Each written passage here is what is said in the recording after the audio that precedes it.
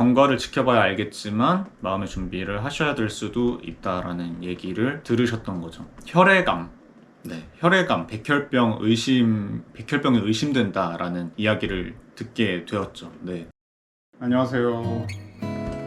차감성입니다. 네, 오늘은 이제 평일이고요. 방금 이제 스터디 카페에 가서 그냥 뭐 이것저것 글도 쓰고 뭐 취준도 취준인데 어떻게 하면 내가 좋아하는 일을 하면서 뭐 돈을 벌 수 있을까? 이런 거에 대한 고민도 굉장히 많아서 그런 것도 조금 서칭해보고 그리고 이제 집에 들어왔고요. 백수라고 맨날 집에서 논다고 생각하실 수 있는데 백수에게도 일상이라는 게 있습니다. 네. 고프로를 오랜만에 또 연 이유는 뭐 제가 지난번에 그 사파에서 트레킹 했을 때 만났던 피터라는 그 친구와 나눴던 이야기들을 조금 편집을 하고 이렇게 영상을 업로드 했었는데요. 그때 이제 나눴던 이야기들이 굉장히 길고 또 제가 영어가 그렇게 잘하지 않기 때문에 제가 막 이야기하고 싶은 것들은 이만큼인데 제가 아는 단어나 표현력은 이만큼밖에 없으니까 제가 말씀드리고 싶었던 거를 다시 조금 제 모국어인 당연히 한국어로 제대로 말씀드리고 싶어서 이 영상을 열게 되었습니다. 네. 사실 이 이야기는 제가 저와 조금 시간을 많이 보내서 마음을 연 친구들이나 아니면은 저에 대해서 조금 진지하게 소개를 할 때 외에는 이 얘기를 잘 하지 않는 편이에요.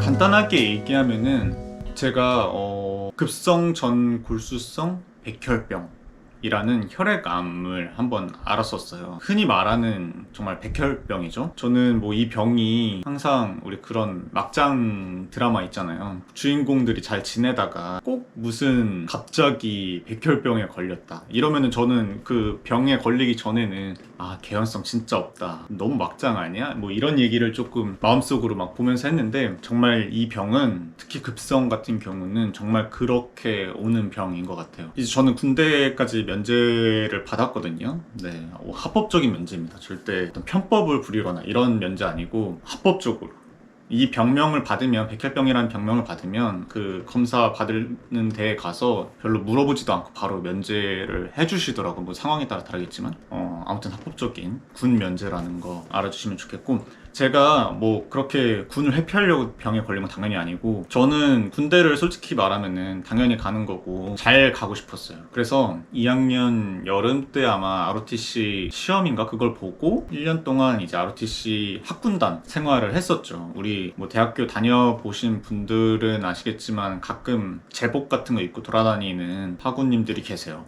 네, 그런 학우님들, 학군단 학우님들이신데 저도 이제 그 중에 하나였습니다. 그때 당시 저는 굉장히 제 인생에서 가장 건강하게 생활을 했다고 생각을 했어요. 왜냐면은 매일 아침에 새벽같이 나가서 이 구보 뛰는 게 있었거든요. 아침 운동처럼. 그래서 학교 운동장을 도는데 그런 규칙적인 생활을 했고 또 운동도 엄청 시키거든요. 좀 긴가민가 하네요. 한 몇 년 전이야. 거의 한 6, 7년 된 얘기니까. 네. 그래서 저는 제 인생에서 가장 건강할 때라고 저는 생각을 했어요.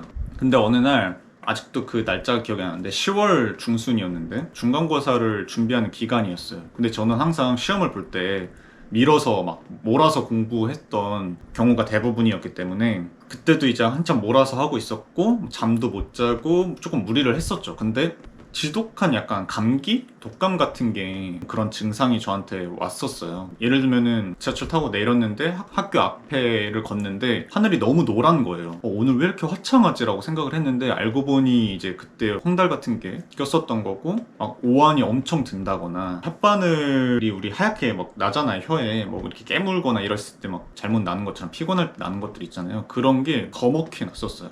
그래서 저는 그게 그냥 지독한 독감이나 감기, 몸살인 줄 알고 그냥 중간고사 끝나고 끝나고 병원에 가봐야겠다라고 생각하고 막 병원 가는 거 미루고 공부를 하고 있었죠. 근데 이제 점점 이게 너무 버티기 어려우니까 중간고사 거의 이제 마지막 날쯤 됐는데 근데도 이제 계속 아픈 거예요. 그래서 이거 조금 큰 병원 가보긴 해야겠다 하고 시험 끝나고 가보자. 그래서 집에 있는데 정말 귀신같이 그날 밤에 응급실에 거의 뭐 실려갔죠. 응급실에 실려갔고 정말 병원 가자마자 몸이 정신 못 차릴 정도로 막 오한 들고 너무 막 졸리고 막 그랬던 것 같아요. 그 응급 환자들 있는데 거기에 누워서 이렇게 뭐 수액 같은 걸 맞으면서 이제 잠에 들었죠. 근데 일어났는데 이거 빨리 더 큰 병원에 가봐라 해서 구급차를 타고 더 큰 병원, 세브란스 병원으로 갔죠. 결국은 혈액암, 혈액암, 백혈병이 의심된다라는 이야기를 듣게 되었죠. 이후로 정밀 검사를 받았고 급성 전 골수성 백혈병이라는 병을 진단을 받게 되었습니다.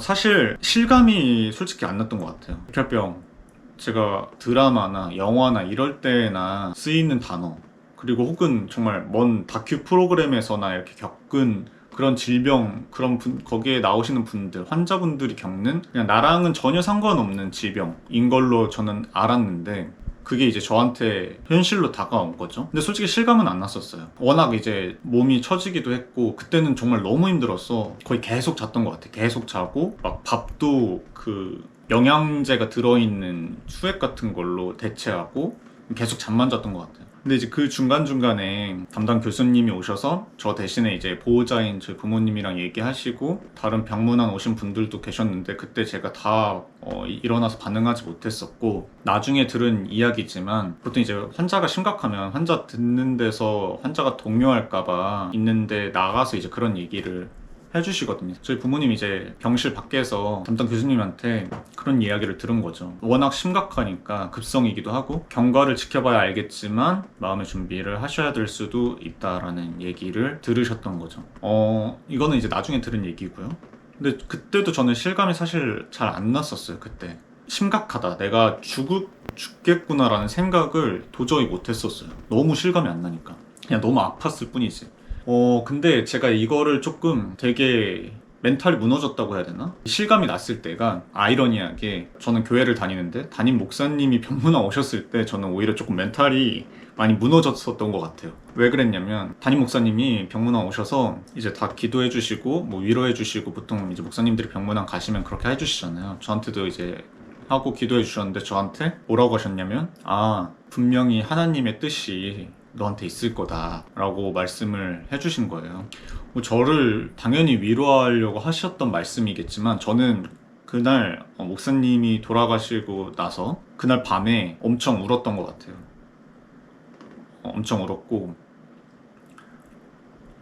조금 그때 솔직히 뭔가 억울하고 화가 났어요. 갑자기 아파서 누워있게 된 게 이게 하나님의 뜻인가? 라는 생각을 하게 됐어요. 그러니까 너무 억울하고 화가 나더라고요. 아니 분명 내가 다니던 교회에서 내가 읽었던 어떤 그런 성경들에서는 나를 한없이 사랑하시고 분명히 신은 그랬는데 내가 이렇게 아프다가 죽어도 그게 과연 신의 뜻일까? 하나님의 뜻일까? 라는 생각에 엄청 많이 무너졌었던 것 같아요.